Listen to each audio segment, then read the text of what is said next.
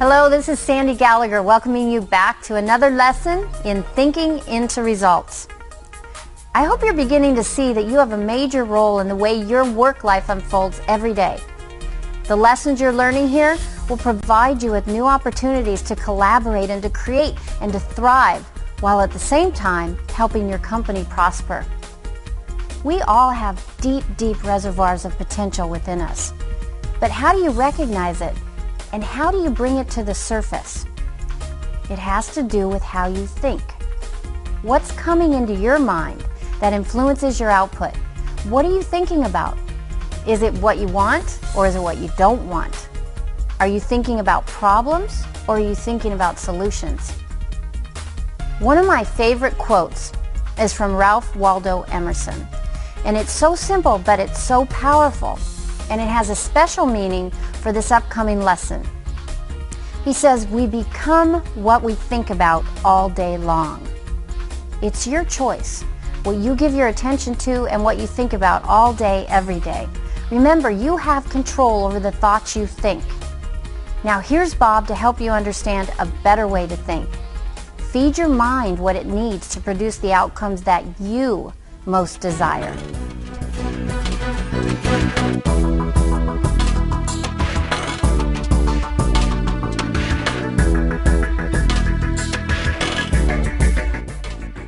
Hello there and welcome. I am going to introduce you to a concept that literally changed the course of my life.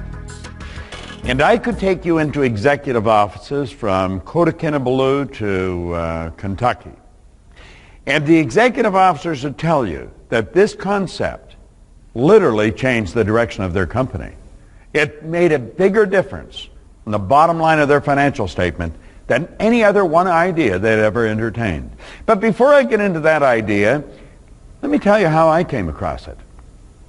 You know, many years ago, I was sitting in a fire hall in Toronto. That was the best job I'd ever had. I was earning $4,000 a year and I owed $6,000. My whole day was filled with, how can I get these creditors off my back? And I was introduced to this book. This is the book Think and Grow Rich by Napoleon Hill. And the man that gave it to me said, Bob, you're quite capable of changing the direction of your life. And he said, if you do what this author says, everything in your life is going to change. Now, I did not believe that. There's no way that I could believe that. But I'll tell you what I did. This guy was so adamant, and he talked to me on a number of different occasions, that I believed in his belief in me. See, I didn't believe in myself. I had no formal education, I had no business experience, and the idea of changing my life was the furthest thing from my mind. Then he asked me, he said, well, who are you? And I said, I'm Bob. I thought it was a dumb question. I said, you know who I am? No, he said, that's who you think you are. But he said, Bob and Proctor are just two words, that's your name. Isn't it strange how we look at a person, we'll say, that's Sandy, that's Todd, you know, that's Bob. No, that's their name, but it's not them. Bob and Proctor are two words. I'll probably use those two words for my name all the time I'm here, but it's not me. And I said, well then, this is me. No, he says, that's not you. He said, that's your body. And I'm thinking, I'm not my name, and this isn't me. See, I couldn't figure out where he was going. Now, what he was trying to do is help me understand who I was. If I was going to change the results in my life, I better know who I am. Now, do you know that you can go all the way through our educational system? You can go to some of the most prestigious universities in the world and leave there and know very little about yourself. Gather a lot of information, but not know who you are. Most people do think they're their name. They think this is me. But you've never heard anyone say, am hand. You've never heard anyone say, am head, am body. We say, my hand, my head, my body, my name, and my results. And that's how this man approached it. His name was Ray Stanford. Ray's gone now, but he was without question one of the best friends I'll ever have. And then he suggested that I read that book. He said, do you ever read anything? And I said, no, I can't read. Now that wasn't true. I could, not well, but I could. You see, I found out that I read about as well as most people. Do you know the average person reads at around the grade 7 level? And that's because we learn to read by the time we're in grade 7, and we never improve upon the skill from that point on. Do you know, life is It's rather strange. The most important things we never learn. Do you know that 1% of our population earns 96% of all the money that's being earned? The average person has absolutely no concept about how to earn money. We go through our educational system and never learn how. You could have a degree in economics and not learn how to earn money. Another thing we don't learn is we don't learn how to make decisions. That's why you have so many people wandering around saying, what do you think I should do? Well, you see, all this, as Ray pointed out, stems back to not knowing who we are. And so he got me thinking, and he said, start reading. He said, the secret of the ages are locked up in books. In fact, Robert Collier wrote a book, and that was the title of it, The Secret of the Ages. And he got me studying this, and I studied this book, and I kept reading, and I kept reading it, and I kept trying to do things, and everything started to change. I set a goal of earning $25,000. And, you know, in less than a year, I was earning $175,000. Then I took it over $1 million. But if you were to ask me what I had done, I couldn't tell you. You say, well, how'd you earn the money? Well, I started a business. You see, when I set the goal of earning money, I did what this man said. I wrote the goal on a card, I put the card in my pocket, and I read it as often as possible every day. A goal card. Isn't that strange? This is the direction I'm going in my life. This is where I'm going. And so I'd read it every day. Now, I had on the card that I was going to earn this $25,000. What'd that do? That caused me thinking of earning money. Now, prior to that, I was thinking of debt. You'd say, well, you know, is thinking of debt a bad thing? Well, we become what we think about. You say, but what about getting out of debt? If your goal is to get out of debt, it's the worst goal you'll ever set, because you're thinking that you'll be in it. You've got to think prosperity. And so I started to read this card, and I started to hear people talking about earning money. Somebody said there's good money cleaning floors. I said, I'm not proud, I'll clean floors. Well, you know, I ended up cleaning floors in Toronto, Montreal, Boston, Cleveland, Atlanta, London, England.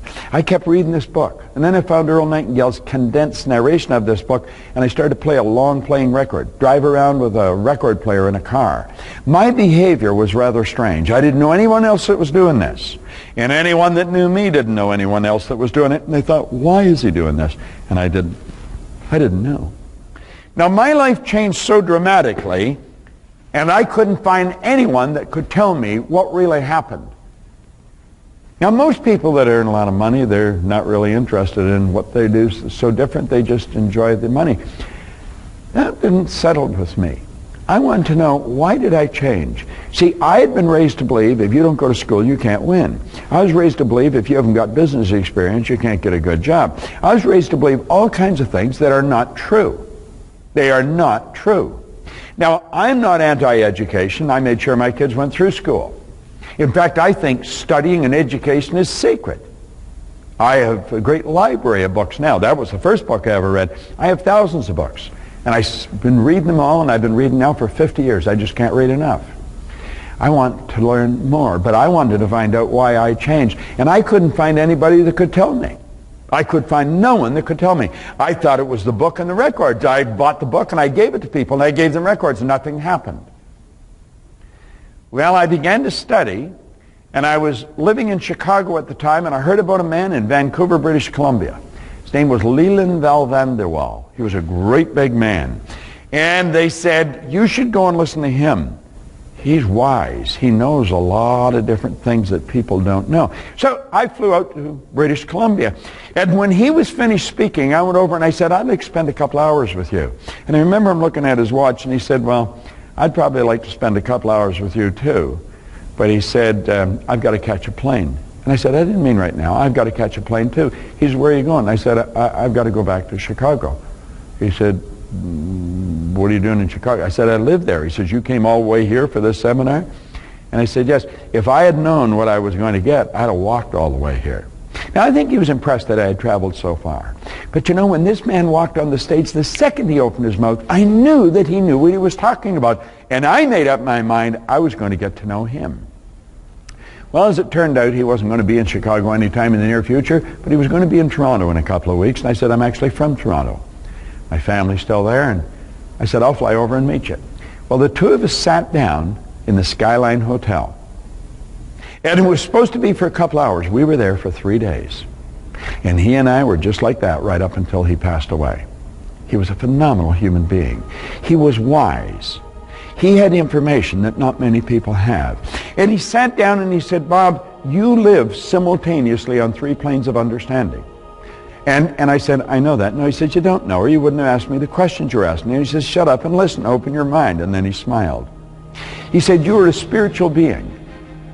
You have an intellect and you live in a physical body. 3 different planes of understanding. And he said, the mind is the greatest power in all of creation. And he quoted Dr. J.B. Rhine from Duke, who was alive at the time. And Rhine probably did more study into the power of the mind than anyone alive. And Dr. Rhine said, the mind is the greatest power in all of creation. Now he said, tell me what your front door looks like. And I thought, how can he go from the mind to my front door? And I said, what's that got to do with it? He said, just listen to me. What does your front door look like? So I described it to him. He said, tell me what your car looks like. What color is it? I said, it's white. He said, is it big or small? I said, well, it's fairly big. He said, there are 2 doors, 4 doors. And I said, there are 4 doors. He said, what color is the interior? And I said, it's tan. He said, see, you can describe your front door and you can describe your car, can't you? He said, tell me what color your refrigerator is. So I told him. He said, there are 2 doors or 4 doors? I said, there's 2 doors. He said, top and bottom or sides? And I said, top and bottom. He said, do they open to the left to the right or the right to the left? And I sort of stared into space. He says, now you see you've gone to your kitchen. You went into your kitchen and you mentally saw which way those doors open. Now he said, tell me what your mind looks like. I said, what? Tell me what your mind looks like. I said, I don't know. He said, are you inclined to think of the brain when I asked you that? And I said, yeah. He said, your brain is not your mind any more than your fingernail is. He said, this is one of the great problems in life. No one has ever seen the mind. And yet it's the mind that has to be changed if you're going to change results. Now he said, when I said think of your door, he said, I activated vocal cords. I set up a sound. It's a light message. Your hearing sense picked it up. And that light message went screaming down a nerve passageway and struck a group of cells in your brain. Those cells increased in amplitude of vibration, and the picture that's in them flashed on the front of your mind. So as I said your front door, like that, a picture of the door come up. And I said your car, a picture of the car come up. Your refrigerator, a picture of the refrigerator come up. But when I asked you to think of the mind, no picture. He said, you see, you have no cells of recognition for the mind. That's why people go in for analysis, and they go for years. You know why? They're trying to change something, they don't have a picture. And you and I think in pictures. We think in pictures. When I asked you to think of the car, a picture come on the screen of the mind. Now he said there was a doctor in San Antonio, Texas that understood that way back around 1934. And he said, you know, we've got a problem in the healing arts. He said, we're treating people physically, we're treating symptoms, and he said, until we treat the whole person, there's not going to be any health. Well, do you know, in corporations, we are treating symptoms. In business, we're treating symptoms. In sales, we're treating symptoms. We are not treating the cause of low profits. We're not treating the cause of low sales. And until we treat the primary cause, there's going to be no permanent change. And he pointed that out to me. He said, we've got to have a picture of the mind. Now he said, I'm going to draw a picture. This is a picture that Dr. Thurman Fleet drew in 1934. And he said, this is the mind. Now he said, look at it. And you look, you might smile. You just see a couple of circles and a couple of lines. We call this the stick person. Now I want you to let the large circle represent the mind and the small circle represent the body. Now the mind controls the body. The body is an instrument of the mind. Now I want you to think. I want you to stop and think of the performance of some people that you know. You can choose yourself if you want. It's the way we act, it's the behavior that's going to determine the results. Some people, when they meet a stranger, are very shy and they pull back. Others are very gregarious and they got their hand out and asking the person all kinds of interesting questions. The behavior of people varies greatly, but the nature of people, they're exactly the same. See, the mind operates the same for the shy person as it does for the gregarious person. It's how the mind is programmed with the shy person that's so different from the gregarious one. And the mind is programmed both genetic and environmentally. That's how paradigms are formed. But we talk about a little more about that in another lesson. What I want you to focus on is this drawing again. Come back to the drawing. Now let's take that large circle and we'll put a line right through the center. And we'll say everything on the top half is referred to as the conscious mind. Everything on the bottom half is referred as the subconscious mind. And of course the small circle on the bottom is the body. Now, this is what Val suggested I do. He said, I want you to let your head represent the mind. Everything from the neck down represent the body. Now he said that's not the way it is. Mind is in every cell of the body. Mind is movement, body's the manifestation of the movement. But we've got to have a picture to operate with. So the top half of the drawing is the conscious mind. That is the thinking mind. The bottom half is the subconscious, and that is the emotional mind. And of course, it's what's going on in the emotional mind that's going to determine what the body does. How do the ideas get into the emotional mind? Well, we put them there. Now, do you see, there is a great power that's flowing to and through us, and it never stops. And as this power flows into the consciousness, we have the ability to think. Do you know what the problem with most people is? They don't think. Do you see those little lines growing out of the conscious mind? They're called sensory factors. We can see, hear, smell, taste, and touch.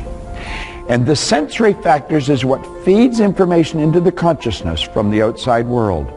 Now, we have been conditioned to live through those sensory factors.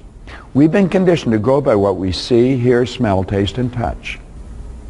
As little kids in school, we get a report card. And the report card tells us what kind of student we are.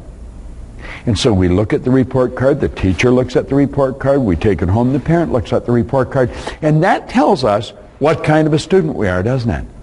The truth is, it really doesn't. But that's the belief system we're operating with. The report card actually tells us where our mind was at for a few minutes, maybe 3 weeks ago. It has absolutely nothing to do with potential, but that's what the child believes. That's what the parent believes, and then we start treating them according to the grades they got on the card. Now that's rather sad, because when we leave school, we let the sales sheets dictate what kind of a salesperson we are. We let the balance sheet dictate what kind of an organization we are. And we let the balance sheet control everything we plan to do. The balance sheet is the report card. It just tells us what was going on in the past. It has absolutely no bearing with what's going to go on in the future unless we let it. And unfortunately, we've been letting it. You see, this little stick person here that we're looking at is every person. That's every person in an organization.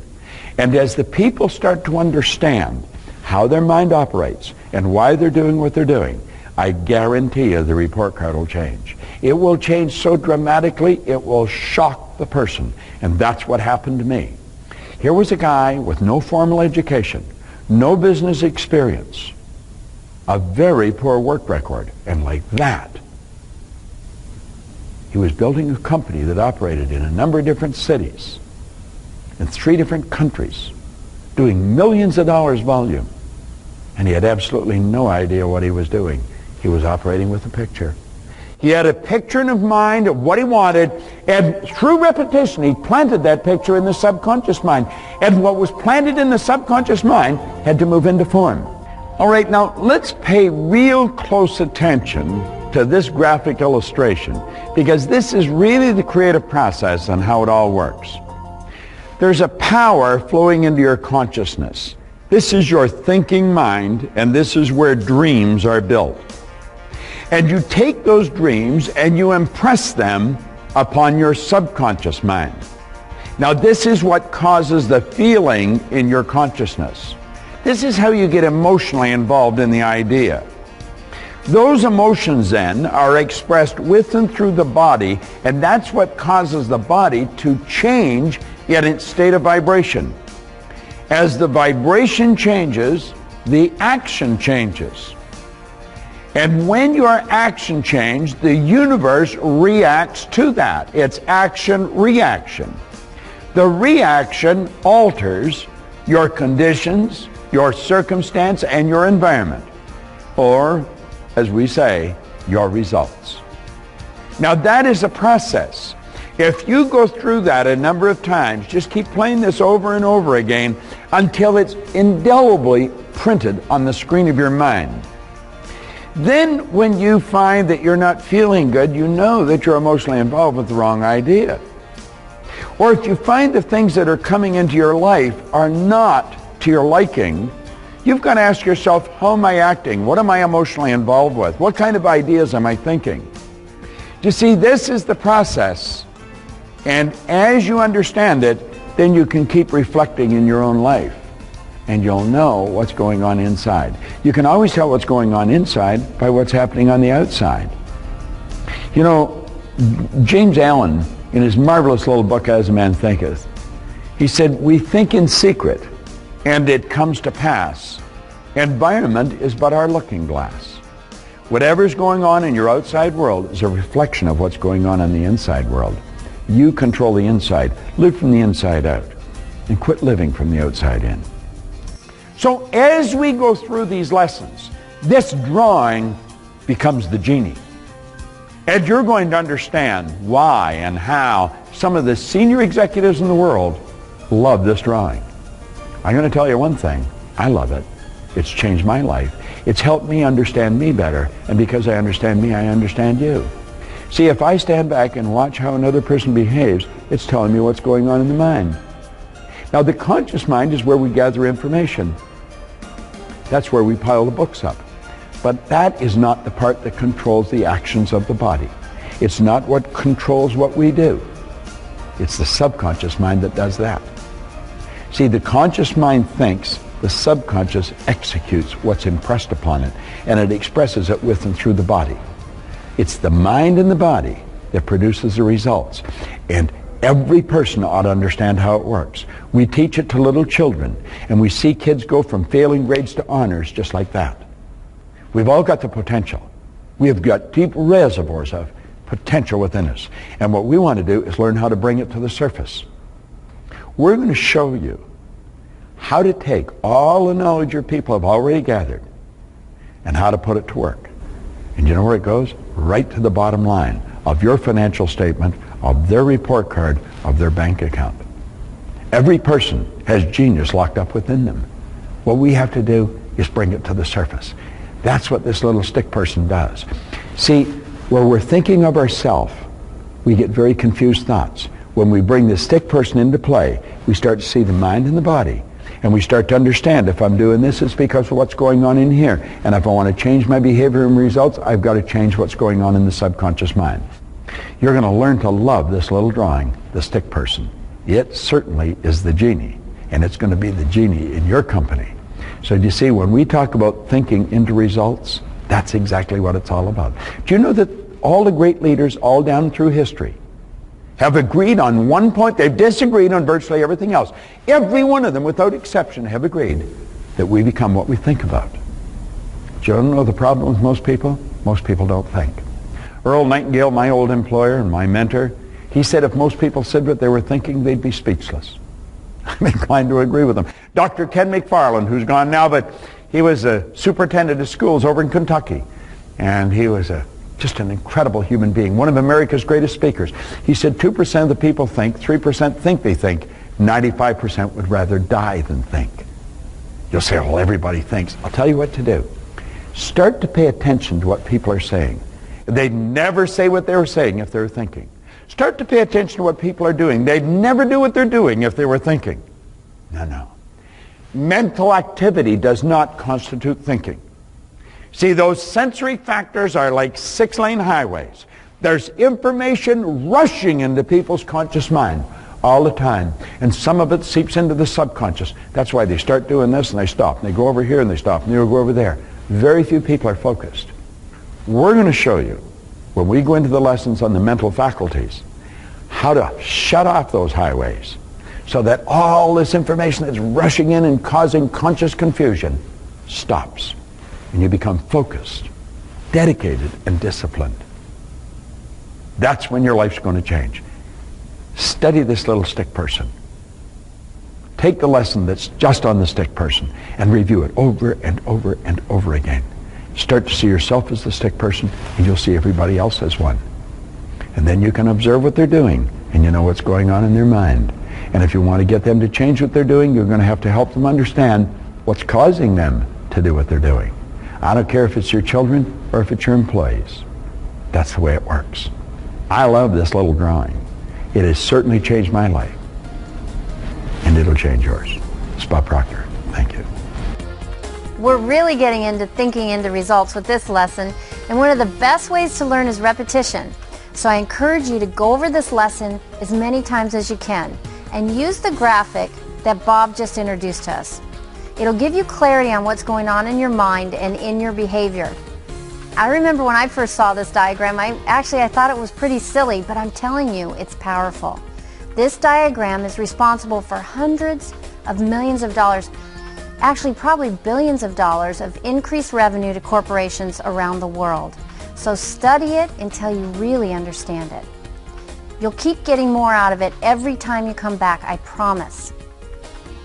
Let your results guide you. What's happening on the outside always tells you what's going on inside. So what are your worthy goals that you set for your team? Are you seeing them manifest in your world? If not, the exercises for this lesson will help you shift your thinking in a way that leads you closer to those goals. And remember, you have control over the thoughts you think.